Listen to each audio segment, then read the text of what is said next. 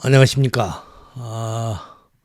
1분 신학에 변함없이 구독하시는 여러분들을 진심으로 환영합니다. 본 강의에 앞서 제가 부득이한 사정으로 한 일주일간 방송을 못하게 되었습니다. 이 점 대단히 죄송스럽게 생각합니다. 양해해 주시고요. 곧바로 강의에 들어가겠습니다. 오늘의 주제는 왜 로고스인가? 다시 말해서 왜 사도 요한은 우리 주님을 로고스로 표현을 했을까? 입니다.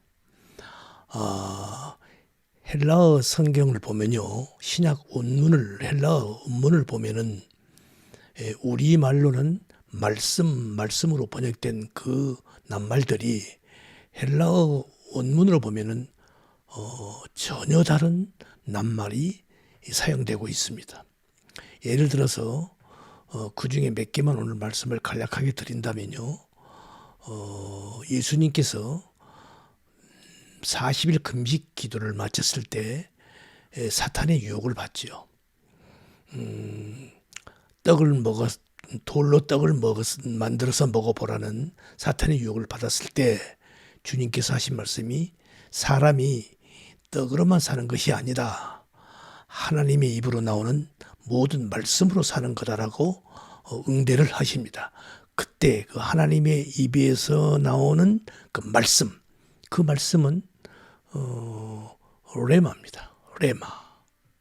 그리고 또 사도 바울께서 디모데에게 쓴 두 번째 편지 디모데후서 4장 17절을 보면요, 주께서 내 곁에 서서 나를 강건케 하심은 나로 말미암아 전도의 말씀이 온전히 전파되어 이방인으로 듣게 하려 하심이니. 여기서 이 말씀은 캐리그마입니다. 그리고 본 요한복음서 1장 1절에 나온 태초에 말씀이 계시니라 해서 이 말씀은 로고스입니다. 이렇게 낱말이 서로 달라요. 그 어원도 다릅니다. 로고스는요, 레고라는 동사에서 왔고요, 캐리그마, 이것은 캐리소라는 어원에서 유래가 됐고요, 그 레마는 죄송합니다. 흐레오라는 동사에서 유래가 됐습니다. 이렇게 사도 요한은 여러 가지 그 말씀이라는 어휘가 있는데 왜 하필 로고스라는 어휘를 사용했을까입니다. 그래서 당시 사도 요한이 사역했던 초대교회의 그 상황을 보면요, 그때는 아주 헬라의 사상, 헬라적 영향을 아주 심각하게 받고 있었던 그런 시대였습니다. 우리가 잘 알다시피 이 헬라 철학의 대표적 사상은 이원론이죠. 이원론이란 뭡니까? 현상과 원형을 분리해서 보는 그런 사상이죠. 그런 사상 체계입니다. 이원론 하면은 땅에 나타나는 모든 현상과 물질은 이데아라는, 그들의 말로 표현하자면요, 이데아라는 그 실체의 투영이라는 것입니다. 그러니까 실상이 아니라는 것이죠. 그래서 그 이데아라는 그 실체는 순수하고 순결하고 아주 완벽한 그런 영적 세계를 말하는 것이고, 우리가 눈에 보이는 이 물질 세계는 하나의 투영체로서 이건 악하다는 것입니다. 그래서 이들은요, 인간도 이러한 이원론으로 해석을 했어요. 그래서 영혼이라는 그 이데아의 것이 육신이라는 어떤 그 물질에 갇혀 있는 존재라고 우리 인간을 본 겁니다. 그래서 우리 인간의 육체는 빨리 벗어버려야 할 그런 더러운 것으로 인식을 하고 있었어요. 그러니까 이들이 추구하는 바는 당연히 어서 빨리 육을 벗고 영혼의 자유를 획득하는 것이 최고의 축복이다라고 생각하고 있었던 것이죠. 바로 여기에서 이러한 사상에서 로고스라는 낱말이 나온 겁니다. 그러면 그러면 당시 이 헬라인들이 인식하고 있었던 로고스의 개념은 어떻게 나타나는가? 방금 말씀드린 그 이데아와 그다음에 이 지상의 이 물질 세계의 모든 현상을 총망라한 우주를 창조하고 우주에 창조된 우주의 질서를 운행하고 하는 이러한 힘, 어떤 의지, 뜻 이런 것을 로고스라고 그들은 칭했어요. 불렀어요. 그들이 생각하는 로고스의 개념이 바로 이런 겁니다.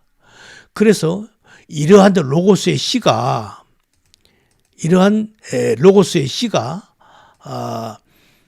인간의 영혼 안에 들어와 있다라고 헬라인들은 생각을 했습니다. 그래서 영혼 안에 있는 그 로고스라는 그 씨가 우주의 아주 편만에 있는 그 로고스를 감지해서, 왜? 같은 로고스니까 감지해서 그 내 인간 안에 있는 그 로고스가 그 우주에 있는 로고스를 이해하고 그 이치를 터득해서 지식을 얻을 수 있다라고 믿은 겁니다. 그러니까 이같이 자기 자신 안에 그 로고스의 씨로 우주의 로고스를 알아먹을 수 있다라는 거죠. 이렇게 이런 사상에 젖어 있던 이들은 로고스를 하나의 계시의 수단으로 이해를 하는 거죠. 그래서 그를 이 로고스를 통해서 지식을 얻게 된다고 여긴 겁니다. 그리고 바로 그러한 헬라 철학에서의 그 자신들이 얻은 그 지식은 바로 그 지식으로 말미암아 영혼을 구원한다라고 믿고 있었어요. 이제 이런 것이 헬라 철학의 기본 사상입니다. 그러니까 이들에게 있어서 이 로고스는요, 계시의 수단인가 동시에 구원의 한 방편인 거죠. 그렇게 일을 한 거예요. 그래서 이 사도 요한은 이 로고스를 이 말씀이죠. 이 로고스를 이 단어를 사용해서 하나님을 계시하고 우리 당신의 백성들을 구원하러 오신 예수 그리스도를 가리켜서 로고스로 표현을 한 겁니다.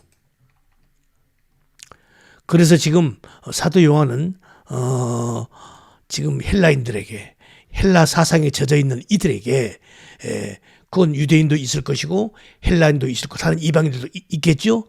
바로 그들에게 평소 너희들이 생각하고 있던 그 계시와 구원의 그 수단으로 생각한 그 로고스가 이 땅에 왔다. 바로 그분이 누구냐? 바로 예수 그리스도다라고 지금 증거하고 있는 겁니다. 바로 이러한 사상은 그러면 유대인들에게서는 어떠했을까? 유대인들의 구약에서, 유대인들의 신학에서도요, 이와 같은 사상을 엿볼 수 있습니다. 그래서 우리가 창세기 1장을 봐도요, 빛이 있으라 이렇게 말씀을 하나의 창조의 수단으로 표현하고 있는 거고요. 모세를 통해서 율법을 주신 그 율법을 통해서 하나님을 계시하시는 거죠.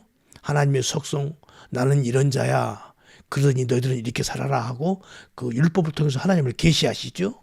그리고 또 그 율법을 하나님이 계시하신 그 말씀을 잘 지켜냄으로 해서 자신들은 구원에 이를 수 있다라고 여긴 거죠. 그러니까 역시 유대인들도 바로 이 로고스, 이 말씀을 창조의 수단이요, 계시의 수단이요, 구원의 방편으로 그렇게 여겼던 겁니다.